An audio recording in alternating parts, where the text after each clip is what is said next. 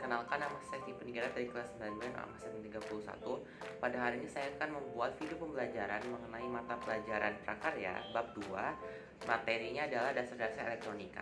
Selamat menonton. Elektronika adalah suatu ilmu yang mempelajari tentang alat listrik arus lemah yang dioperasikan dengan cara mengontrol aliran elektron atau partikel listrik yang ada di dalam alat tersebut. Contohnya seperti komputer, peralatan elektronik, termokouple, semikonduktor, dan lain sebagainya. Nah, alat-alat yang biasanya menggunakan cara kerja elektronika disebut dengan peralatan elektronik atau electronic devices. Contohnya seperti CRT, radio, TV, perekam kaset, VCR, perekam VCD, perekam DVD, kamera video, kamera digital, dan lain-lain. 1883, Thomas Alva Edison berhasil menemukan bahwa elektron dapat berpindah dari suatu konduktor ke konduktor lainnya melalui ruang hampa. Penemuan ini disebut juga dengan nama penemuan Edison. Pada tahun 1904, John Fleming menerapkan efek Edison dan menemukan dua buah elemen tabung elektron yang dinamai dengan nama dioda.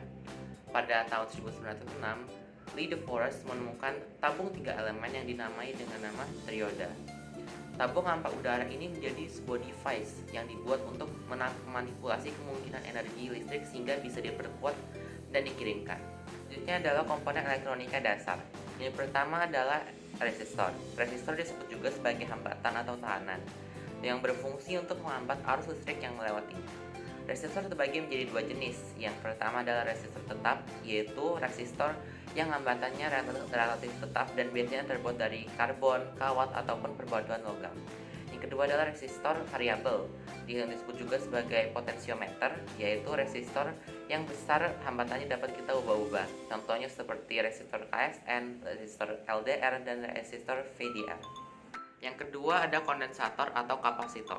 Kondensator yang biasa lebih disebut dengan nama kapasitor adalah suatu alat yang dapat menyimpan energi di dalam medan listrik dengan cara mengumpulkan ketidakseimbangan internal dari muatan listrik. Ini adalah induktor atau reaktor. Induktor atau reaktor adalah komponen listrik yang digunakan sebagai beban induktif. Empat adalah transformator atau trafo. Transformator atau trafo adalah alat yang memindahkan tenaga listrik antara dua rangkaian listrik atau lebih melalui induksi elektromagnetik.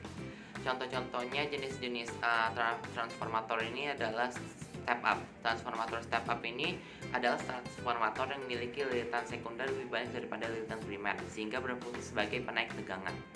Lalu yang kedua adalah transformator step down. Transformator step down ini adalah sebuah transformator yang memiliki lilitan sekunder lebih sedikit daripada lilitan primer, sehingga berfungsi sebagai penurun tegangan.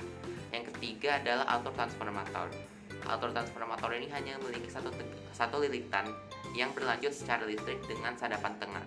Selain itu juga ada lagi seperti autotransformator variabel, autotransformator pulsa, dan juga autotransformator 3 fase. Saya akan menjelaskan secara singkat mengenai bahan pengantar dan juga bahan isolator.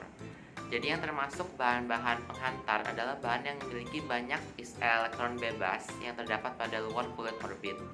Sedangkan pada bahan isolator, bahan yang disebut juga sebagai bahan dielektrik ini disebabkan jumlah elektron yang terikat oleh gaya tarik ini sangatlah kuat. Selanjutnya saya akan menjelaskan mengenai konsep elektronika. Jadi konsep elektronika ini terbagi menjadi dua. Yang pertama adalah elektronika analog. Elektronika analog adalah suatu bidang elektronika di mana sinyal listrik yang terlibat bersifat kontinu. Sedangkan komponen yang digunakan disebut juga dengan komponen diskret. Contoh-contohnya adalah seperti jam tangan konvensional, menghitung dengan tangan, lidi ataupun batu, alat-alat perkusi, kamera analog, dan juga komputer analog. Nah, elektronika analog ini memiliki beberapa kekurangan. Yang pertama adalah tidak efisiensi dan juga pemakaiannya lambat.